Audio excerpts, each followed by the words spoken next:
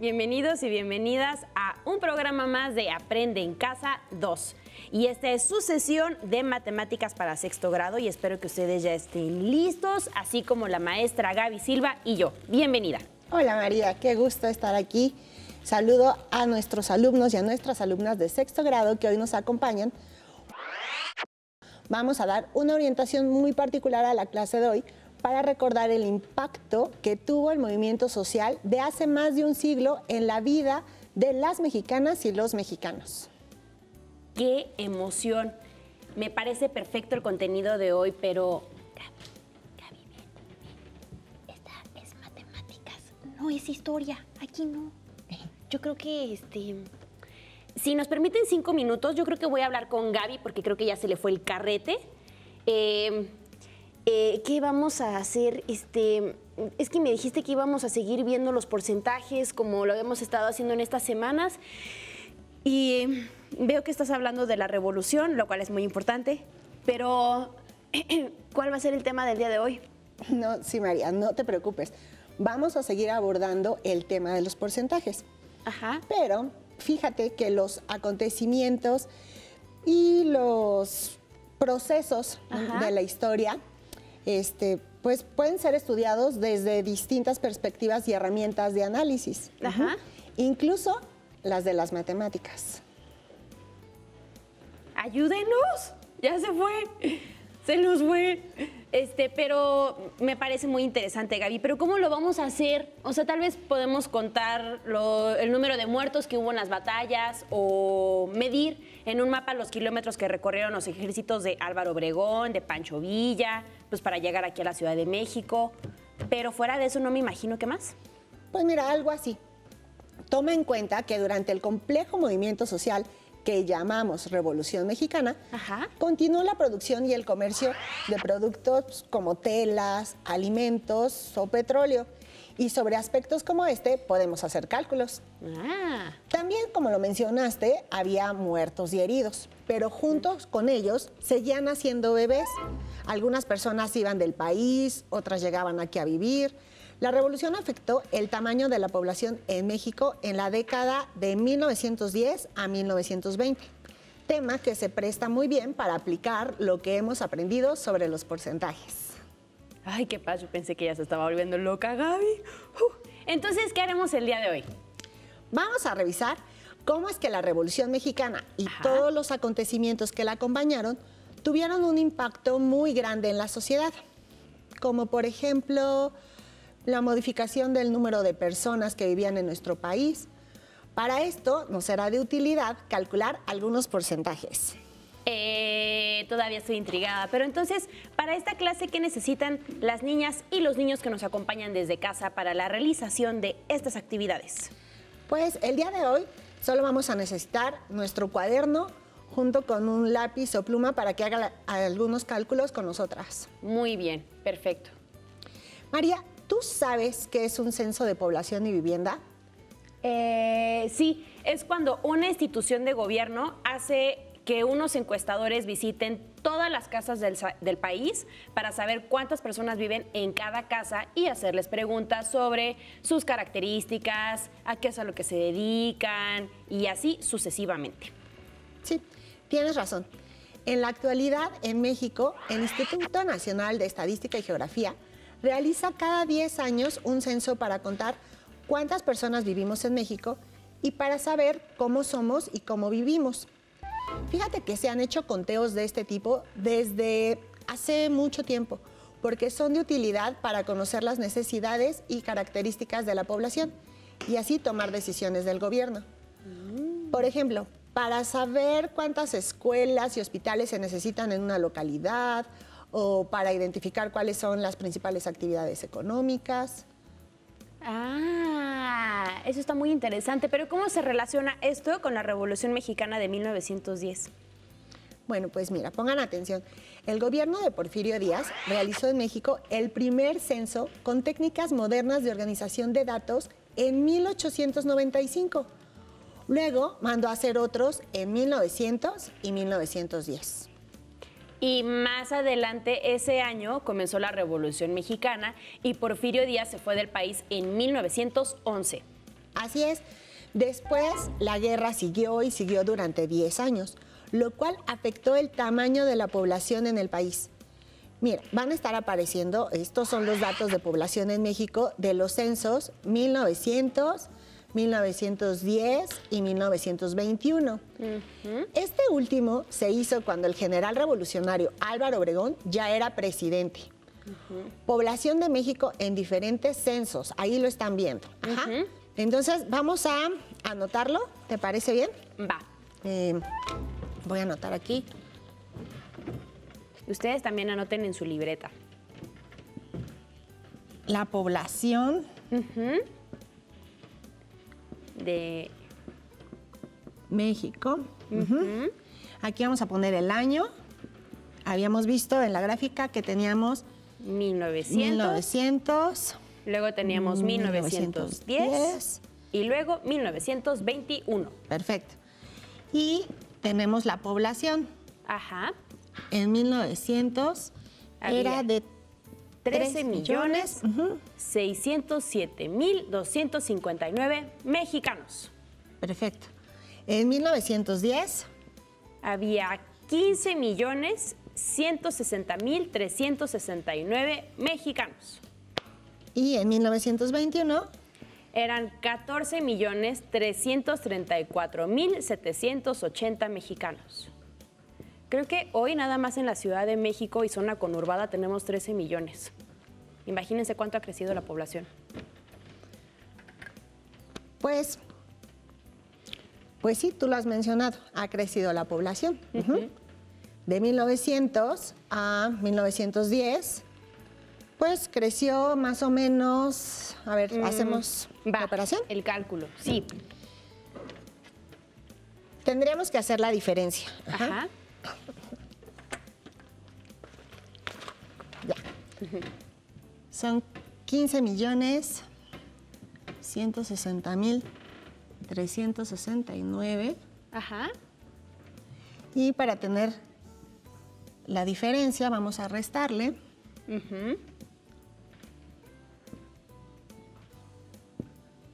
9 menos 9 es 0, 6 menos 5, 1, 3 menos 2, 1. Aquí vamos a transformar, 10 menos 7, 3, 5 menos 0, 5, 11 menos 6, 5, 1 y 0. Entonces ya tenemos aquí nuestra primera diferencia. Ajá. Sí. Digamos que una primera aplicación de los porcentajes que estamos estudiando consiste en calcular en qué proporción expresada como porcentaje aumentó o disminuyó la población de un censo a otro. Pero, pues bueno, vamos a imaginar que la altura de cada uno de los rectángulos de la gráfica que van a estar viendo, pues es lo que corresponde, ahí viene a 1900 y 1910. Sí. Entonces, esas son, pues si se fijan ahí está la gráfica aproximadamente en los datos que nosotros mencionamos aquí, la que tú me decías de 13 millones, la primera, ahí está entre el 12 y el 14 millones. Sí. Y la segunda, que es de 15.160.000, en la gráfica pues estaba entre el 15 millones y el 16. Sí. No están números pares, entre el 14 y el 16. Sí. Pero ahora vamos a pensar el valor de la población de 1910 como si fuera la suma del valor de la población más un pedacito extra. Ok. Esta diferencia representa el incremento de población entre el primero y el segundo año. Ok. Ok, vamos, ya tenemos aquí calculada la diferencia. Sí. Ya hicimos la resta. Ahora, imagínate que esta diferencia la vemos como si fuera el interés de un préstamo o el recargo de un pago atrasado. Ah, ok. Entonces la podemos presentar como un porcentaje. Sí, muy bien, ya ven, ya se dieron cuenta. Vamos a calcular qué porcentaje representa esta cantidad respecto de la población de 1900. Perfecto. Ya me quedó claro cómo lo vamos a hacer, pero estoy muy preocupada porque veo que son cantidades enormes y no se parece a lo que hemos hecho antes con los niños y niñas. Pues sí, en eso tienes razón. Con estos números sería difícil, pero vamos a recordar que un porcentaje es una porción que puede ser representada como la equivalencia de dos divisiones que podemos resolver mediante una regla de 3. Acuérdense que ya hemos platicado cómo se hace la regla de 3. Sí. Entonces, ¿qué les parece? ¿La hacemos? Va. Tenemos ya aquí la diferencia, ¿no? De 1.553.110. Que el dato que tenemos son 13.607.259. Ajá. ¿Recuerdan cómo hacíamos la regla de 3? Podemos multiplicar y dividir. Sí. Entonces ya habíamos visto que si multiplicábamos por 100, solamente le aumentábamos 2 ceros. Y podríamos hacer ya nada más la división, que va a estar muy grande.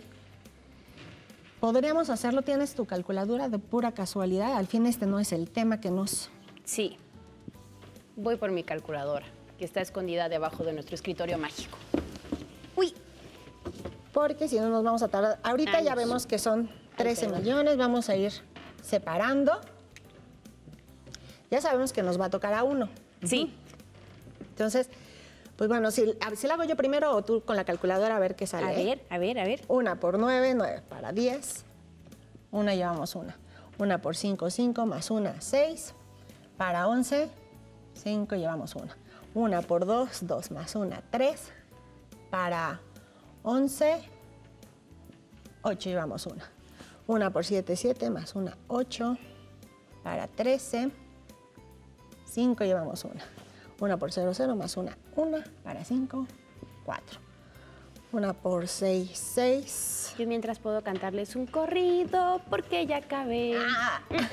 Y aparte ya me di cuenta que el 1 lo puse acá y tenía que haber empezado. Si divido son 3, 3. Sí, el 1 debí de haberlo empezado acá. Entonces, si ya me ganaste, tenemos que es de... 11, es como 11. Ajá. 11.41. Después hay más decimales que también les recomendamos que ustedes hagan esta operación en su calculadora para que vean cuántos decimales hay después, porque hay muchísimos, pero nos vamos a quedar con 41, ¿cierto? Sí. Okay. Entonces, el porcentaje que creció la población fue de 11.41%. Exactamente. Es decir, que la población pues creció este porcentaje en este periodo. Ok, ya estoy entendiendo las cuentas y más o menos lo que significa, pero aún tengo duda, como ¿para qué nos sirve este dato? Mira, si nosotros dividimos ese porcentaje entre 10, porque hay 10 años de diferencia entre 1900 y 1910, pues obtenemos un promedio de cuánto fue creciendo la población cada año. Más o menos, bueno, asumiendo que lo hizo al mismo ritmo. A este valor se le va a llamar tasa de crecimiento anual, que nos da un valor aproximado para este periodo. Entonces, nada más tendríamos que dividirlo entre los 10 años, y ya sabemos que si yo divido esto entre 10, me va a dar 1.14%. Y digamos que si se hubiera mantenido ese ritmo, entonces... el incremento de cada año sería más o menos el de 1.14%. O sea, eso quiere decir que cada año creció la población ese porcentaje respecto de la población del año anterior. Ah, está muy interesante ese dato, pero sigo sin entender para qué nos va a servir esto. Miren, ahorita vamos a guardar este valor y vamos a acordarnos de él. Pero ahora, fíjate en cuánto disminuyó la población entre 1910 y 1921. También tendríamos que hacer la resta. Muy bien. Entonces ya tenemos estos datos. Ya. Espero que los hayan anotado y que ustedes también hayan hecho las operaciones en su libreta. Porque luego preguntan, ¿cómo era? Tenemos... 15.160.369. Ahora, para tener la diferencia entre estos dos datos, vamos a quitarle 14.334.780. Aquí es 9, Aquí es 8. Bueno, aquí le vamos a pedir. Son 5. Este ya es el 9. Son 5. Aquí ya 3. Aquí 8. 8. 0 y 0. 0. Muy bien. Aquí ya tenemos la diferencia. Ajá. Perdón. Ay, pero le habíamos... Yo me di cuenta. Sí, que le habíamos quitado uno, Ajá, ¿verdad? Porque sí. le pedimos. Se queda en 5 y ahora sí. Sí. Lo demás ya no se mueve. Sí. Entonces, la diferencia entre la población que hubo en 1910 y 1921 es de 825.589. Ajá. Es el valor, pues bueno, aquí es negativo porque disminuyó la población en lugar de aumentar. Sí. Y esta es la cantidad de personas que murieron en la guerra, ¿cierto? Bueno, no es tan fácil decir eso. Imaginemos como lo hacen los estudiosos de los cambios en la población, que no hubo guerra y que año con año el número de habitantes de México fue creciendo según la tasa que calculamos para el periodo entre 1900 a 1910. Los historiadores y demógrafos, que son los que estudian los cambios de la población, pues han calculado que si no hubiera habido guerra y todo hubiera sido igual, pues la población en 1921, en lugar de que fuera de 14.334.780, pues hubiera alcanzado aproximadamente los 17.300.000 habitantes. O sea, que hubiera sido casi 3 millones más grande de lo que fue en realidad. Sí, ahora no olvides que se trata de una cantidad hipotética. Es un ejercicio de la imaginación de lo que hubiera podido ser, pero no fue. Es distinto tener un dato porque pudimos contar un aspecto de la realidad a tener un dato hipotético porque nos imaginamos lo que hubiera podido pasar o lo que puede ocurrir en el futuro. Ah, muy bien. Está muy padre. Pero, ¿y entonces para qué lo hacemos si no pasó? Pues para comprender el tamaño de la tragedia que causó la Revolución Mexicana en la sociedad debido a la pérdida de vidas y al crecimiento a la población que no se dio. Ah, o sea, ¿esos 3 millones de personas son los que murieron durante la guerra? Bueno, tenemos que tomar en cuenta que el tamaño de la población de un país depende pues, de los bebés que nacen, de las personas que mueren, de las que se van a vivir a otros países y de los inmigrantes que llegan a quedarse. En ese sentido, no solo fueron los 10 años de guerra y los muertos que hubo en ella, sino que influyeron otros factores. Ah, sobre los 10 años de la guerra siempre he tenido una duda muy grande sobre la Revolución Mexicana. Entiendo que este movimiento empezó para quitar a Porfirio Díaz del poder, porque ya estaba gobernando por 30 años y su gobierno favoreció la desigualdad. Pero él se fue en 1911 y Madero fue electo presidente ese mismo año. Entonces, ¿por qué siguieron peleando hasta 1920? Pues esa es una muy buena pregunta. La Revolución Mexicana fue un proceso muy complejo y trataré de darle una respuesta sencilla. El levantamiento contra Porfirio Díaz despertó intereses y proyectos de país muy diversos que entraron en pugna. Madero pensó que podía hacer cambios sociales poco a poco y Zapata se levantó contra él. Además, los antiguos porfiristas que quedaron en el gobierno lo traicionaron y lo asesinaron en 1913. Entonces, Victoriano Huerta asumió la presidencia de México de manera ilegal. ¡Qué bárbaro! Ya me acordé. Entonces, Venustiano Carranza formó el ejército constitucionalista y se levantó contra Huerta, pero también a él lo quitaron rápido en 1914. Ajá. Fue entonces cuando las diferentes formas de pensar de los grupos revolucionarios se enfrentaron en la etapa más larga y sangrienta de la revolución. Muy bien, ya lo tengo anotado en mi libreta, ya no voy a volver a hacer esas preguntas. Pero entonces, retornemos al problema de cómo, en qué medida y por qué disminuyó la población de México durante la Revolución en el periodo de 1910 a 1921.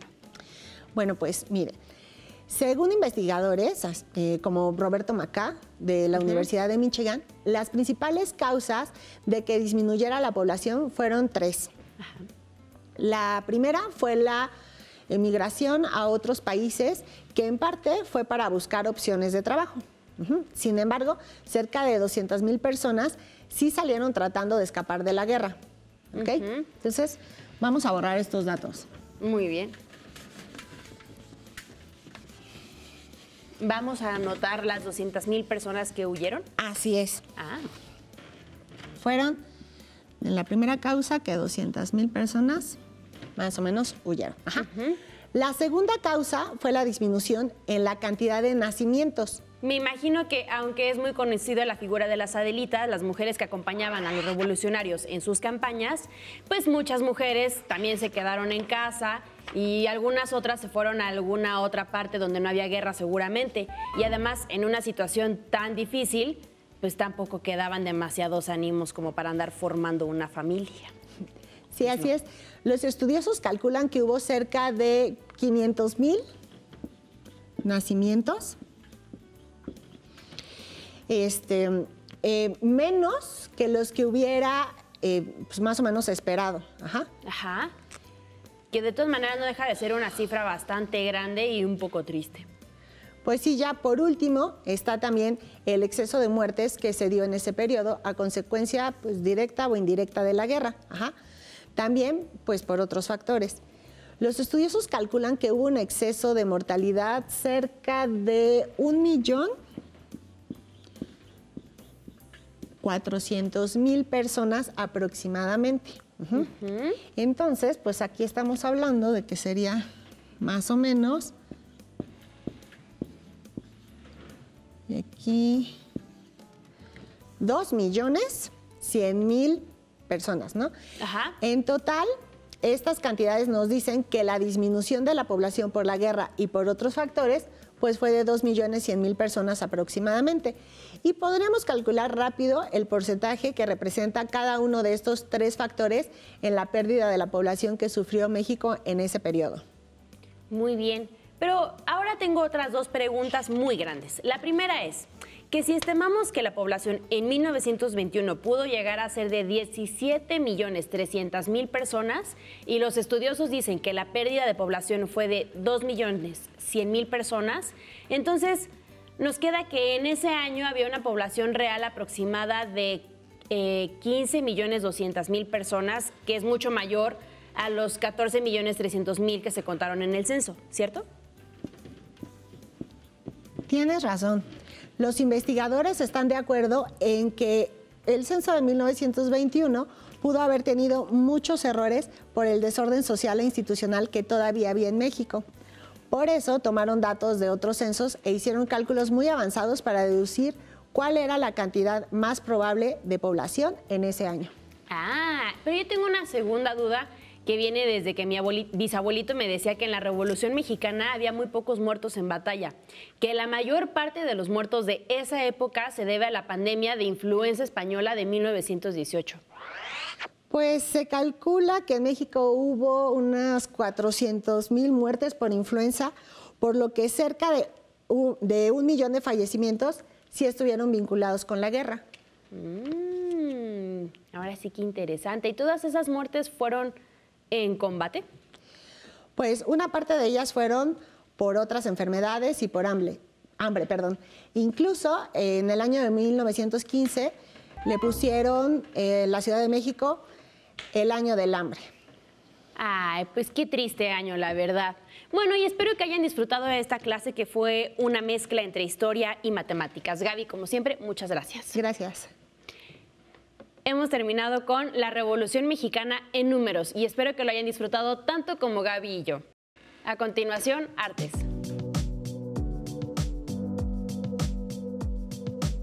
Hasta la próxima. Pero antes vamos a una cápsula musical.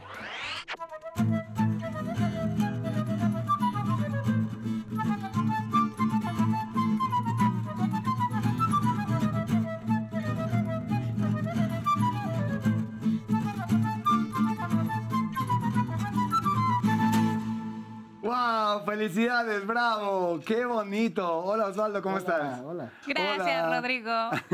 Oigan, qué bonita música están haciendo. Eso es samba, ¿verdad? Sí. Es Samba do Brasil, con João Gilberto y Gilberto Gil. Qué bonita canción. Esta canción se llama Tico Tico no Fuba. Me encanta. Pero no me invitaron a tocar. Pues, ¿qué vas a tocar? Bueno, ya que me dices, lo que voy a hacer es que traje estos materiales para construir un instrumento que se llama la cuica.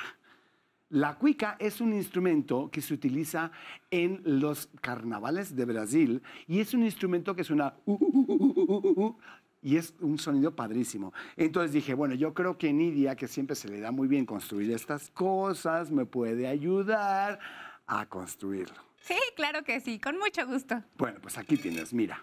Usaremos una lata vacía y limpia, un clavo, un palito de brocheta, silicón, un martillo y un trapito húmedo para hacerlo sonar. Le hacemos un agujero a la lata en la parte de abajo, justo en el centro, con un clavo pequeño. Cuidado que sea delgado para que al ponerle el palito de brocheta quede justo. No debe quedar flojo. Lo fijamos con un poco de silicón. Esperamos a que seque y listo. ¡Listo! Aquí tienes, Rodrigo. ¡Wow! Justo esto es lo que yo quería. Sabía que me ibas a ayudar muy bien. ¿Viste, Osvaldo? Qué padre. A ver cómo suena. Me engañates. No, lo que sucede es que necesitamos un trapito húmedo. Ah, con razón. A ver ahora cómo suena esta cosa. Esto justo es lo que quería. Bueno, ¿y por qué no tocamos otra vez la canción? Sí, vamos. Sí, y con esto ya nos despedimos, así que mañana más, pero no mejor porque es imposible. Aquí en Aprende Música en Casa.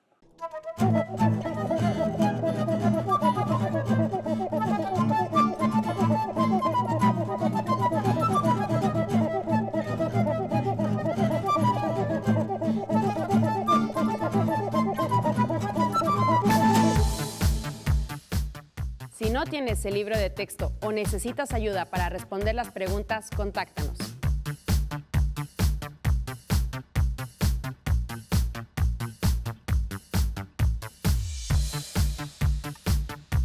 También puedes encontrar los libros de texto en la página conalitech.cep.gov.mx. Si quieres volver a ver los programas de Aprende en Casa, los puedes encontrar en la siguiente liga: aprendeencasa.cep.gov.mx. No se muevan de su lugar, tenemos algo muy importante para ustedes. Acompáñenos. Adiós. Hasta luego.